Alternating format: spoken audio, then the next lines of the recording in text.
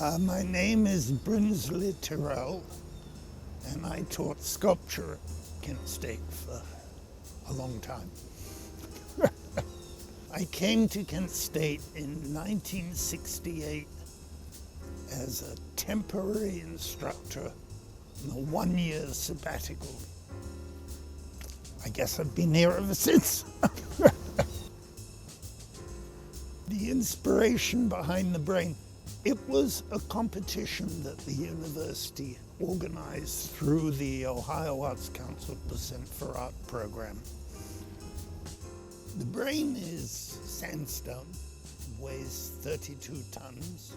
There's actually one great big rock sitting on another great big rock.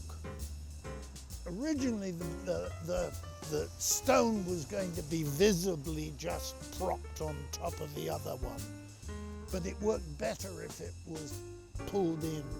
And the bottom stone is exactly the way it came from the quarry. I came out and I sat here, and the first thing I thought was there's so much traffic on the road running beside us that it's really a very unpleasant place. So I thought, well, I've got to block that off. And I came up with this idea of a bank of earth that would block the traffic off. And then I needed a retaining wall to hold the earth, and that turned into the library.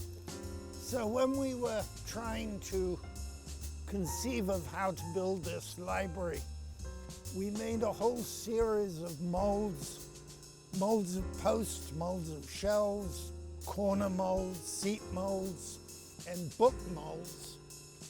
We brought it all on a truck from the studio and constructed this on the site. And the books just went in as you would stack books in a library. So we had to pour all the concrete paths, the walkways, everything. And we didn't really know how to do it. We had to teach ourselves. Originally, the brain was going to be sort of somewhere over there.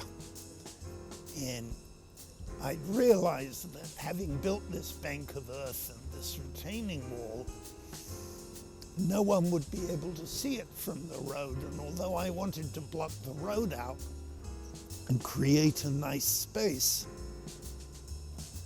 I still wanted people to know it was there. And I woke up one night, I think it's the only time I've ever done it, and thought, oh, I'll move the brain out to the corner as a sort of advertisement for this place. And that's how the brain ended up on the corner. This project took 2 years to build. We spent several months out at the studio getting the cement truck and making the molds and casting all these units. And we installed the stones on the site, and then we carved them the next year.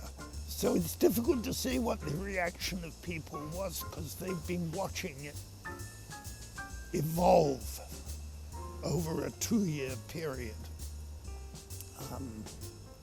which I thought was rather nice.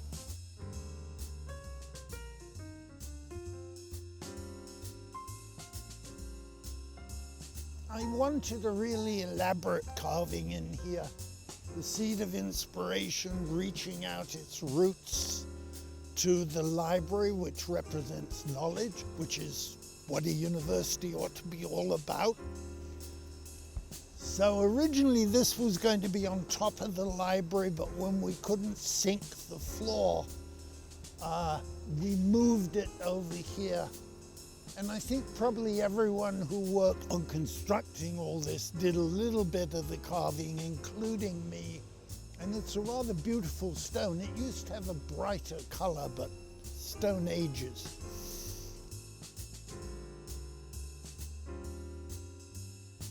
This is a stone we called the practice stone. When we were doing this, carving the brain and carving the seed of inspiration, I'd hired 8 sculpture students to help me work on all this. It turned out none of them had ever carved stone. we moved a spare stone, which we had over to one side, and I got everyone to spend a couple of hours carving on this rock. And they were just learning how to use the chisel, how to use the hammer, how to peel the stone back so that you would reveal the form that was in it, which is what I wanted them to do when we were working on the brain and on the the inspiration stone. I think the project is pretty successful. What I really like about it is that I see people using it all the time. I see people studying, sitting in these little alcoves, sitting in the bench over there. And that makes me feel that it achieves what it set out to achieve.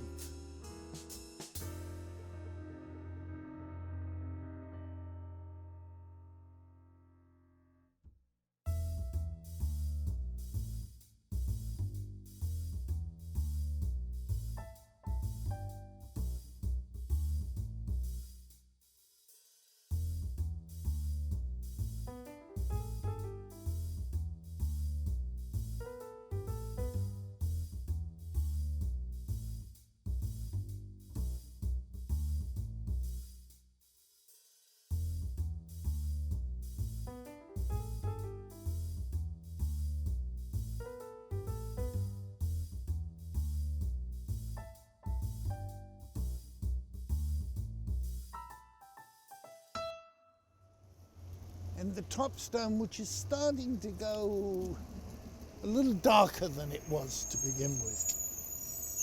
You see why I built a wall there.